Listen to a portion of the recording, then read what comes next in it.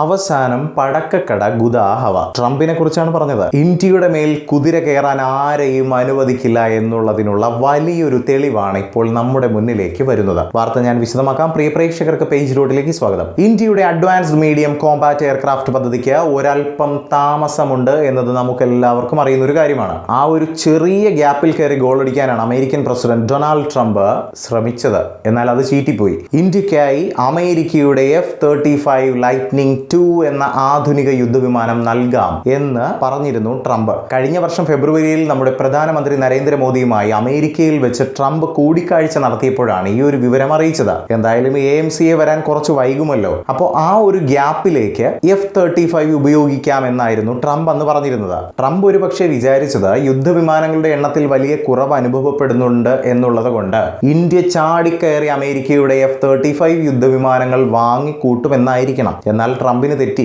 ഏറ്റവും വേഗത്തിൽ വളർച്ച പ്രാപിച്ചുകൊണ്ടിരിക്കുന്ന ഇന്ത്യ തങ്ങളെ വളർച്ചയ്ക്ക് സഹായിക്കുന്ന രാജ്യങ്ങളോട് ഏറ്റവും കടപ്പെട്ടിരിക്കുമെന്നതിലുള്ള വലിയ തെളിവാണ് ഈ ഒരു സംഭവത്തിൽ നിന്നും മനസ്സിലാക്കേണ്ടത്. ഇന്ത്യയുടെ ദീർഘനാളായുള്ള ഏറ്റവും അടുത്ത സുഹൃത്ത്, അതെ, റഷ്യയെ കുറിച്ച് തന്നെയാണ് പറയുന്നത്.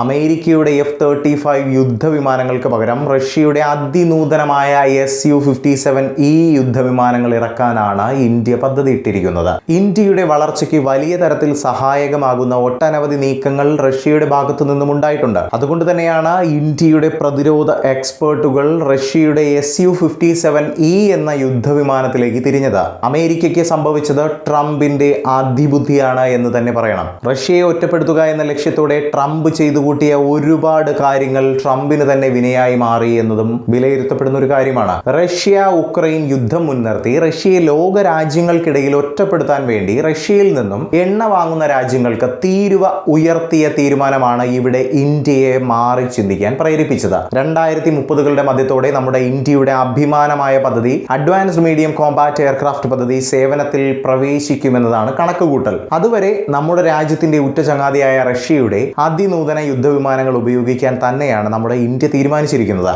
ഇനി എത്ര വലിയ അമേരിക്ക വന്ന് ഓലപ്പാമ്പ് കാട്ടി പേടിപ്പിച്ചാലും നമ്മുടെ ഇന്ത്യ മഹാരാജ്യം കുലുങ്ങില്ല എന്നതാണ് ഇതിൽ നിന്ന് മനസ്സിലാക്കേണ്ടത്. 2025 ഫെബ്രുവരിയിൽ അമേരിക്കയിലെ വൈറ്റ് ഹൗസിൽ നടന്ന മോദി ട്രംപ് കൂടിക്കാഴ്ചയിലാണ് ഈ ഒരു F-35 യുദ്ധവിമാന ഓഫർ ട്രംപ് ഇന്ത്യക്ക് മുന്നിൽ വെച്ച് നീട്ടിയത്. തീർച്ചയായും അപ്പോൾ നമ്മുടെ രാജ്യം അതിനോട് താല്പര്യം പ്രകടിപ്പിച്ചിരുന്നു. എന്നാൽ തുടർന്നുള്ള അമേരിക്കയുടെ അപക്വമായ നയങ്ങൾ കാരണമാണ് നമ്മുടെ ഇന്ത്യ ഈ ഓഫറിൽ നിന്നും പിന്തിരിഞ്ഞു കളഞ്ഞത്. ട്രംപ് ഭരണത്തിൽ കയറിയപ്പോൾ അമേരിക്ക ഫസ്റ്റ് എന്ന നിലപാടൊക്കെ ഉയർത്തിക്കാട്ടിയിരുന്നു. എന്നിട്ട് പോലും പാകിസ്ഥാൻ പോലുള്ള ഒരു രാജ്യത്തിന് F-16 എന്ന യുദ്ധവിമാനങ്ങൾക്ക് വേണ്ടി $1 മില്യൺ പാക്കേജാണ് അംഗീകരിച്ചു നൽകിയത്. ഇക്കാര്യങ്ങളൊക്കെ ഇന്ത്യ ശ്രദ്ധാപൂർവം വീക്ഷിക്കുകയായിരുന്നു. നമ്മുടെ രാജ്യം അമേരിക്കയുടെ ഈ ഒരു നീക്കത്തെ വിലയിരുത്തുന്നത് ഇന്ത്യയുടെ സുരക്ഷയെ അപകടപ്പെടുത്തുന്ന ഒരു തന്ത്രപരമായ നീക്കമായിട്ടാണ്. ഇതിൽ ഇന്ത്യക്ക് മാത്രമായിരുന്നു ട്രംപ് യുദ്ധവിമാന ഓഫർ കൊടുത്തിരുന്നതെങ്കിൽ അത് നമുക്ക് മനസ്സിലാക്കാമായിരുന്നു. എന്നാൽ ഇന്ത്യയുടെ ഒരു ശത്രു രാജ്യമായ തൊട്ടയൽ രാജ്യമായ പാകിസ്ഥാന് കൊണ്ടുപോയി ട്രംപിന്റെ യുദ്ധവിമാനങ്ങൾ ഇറക്കി കൊടുത്തിട്ട്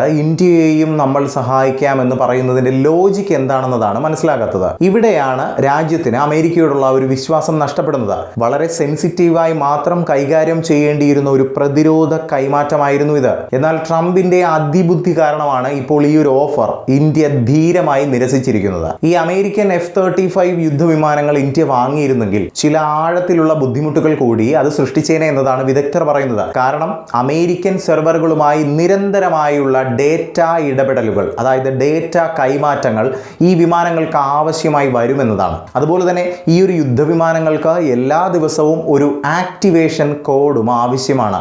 ഈ ആക്ടിവേഷൻ കോഡുകൾ വലിയ പ്രതിസന്ധിയിലേക്ക് കാര്യങ്ങൾ നയിച്ചേക്കാം. ഈ ആക്ടിവേഷൻ കോഡുകൾ വഴി വിമാനത്തിന് റിമോട്ട് ത്രോട്ട്ലിംഗ് ആക്ടിവേറ്റ് ചെയ്യാൻ സാധിക്കും. അതായത് ദൂരെ ഇരുന്നു കൊണ്ട് മറ്റൊരാൾക്ക് ഈ വിമാനത്തിന്റെ വേഗത അടക്കമുള്ള കാര്യങ്ങൾ നിയന്ത്രിക്കാൻ, കൈകാര്യം ചെയ്യാനും കഴിയുമെന്നതാണ്. ഇതുപോലുള്ള ഫീച്ചറുകൾ വലിയ തരത്തിലുള്ള വിശ്വാസ്യതയെ ദുർബലപ്പെടുത്തുന്ന വസ്തുതകളിലേക്ക് കാര്യങ്ങൾ കൊണ്ടെത്തിച്ചു എന്നതാണ്.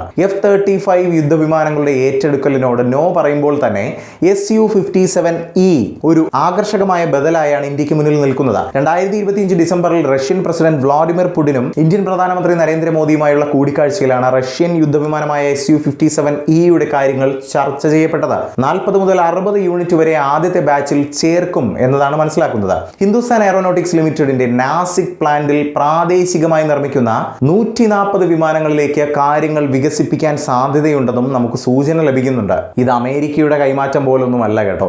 റഷ്യയിൽ നിന്നും ഈ അത്യാധുനിക യുദ്ധവിമാനങ്ങൾ ഇന്ത്യക്ക് കൈമാറ്റപ്പെടുന്നത് സാങ്കേതിക വിദ്യ കൈമാറ്റം അടക്കം ഉൾക്കൊള്ളുന്ന ഒരു വമ്പൻ പാക്കേജ് ആയിട്ടാണ്. ഇന്ത്യയുടെ ആവശ്യങ്ങൾക്ക് മുൻഗണന നൽകിക്കൊണ്ട് വിമാനത്തിന്റെ സോഴ്സ് കോഡ് അടക്കമുള്ള കാര്യങ്ങളാണ് കൈമാറ്റം ചെയ്യപ്പെടുന്നത്.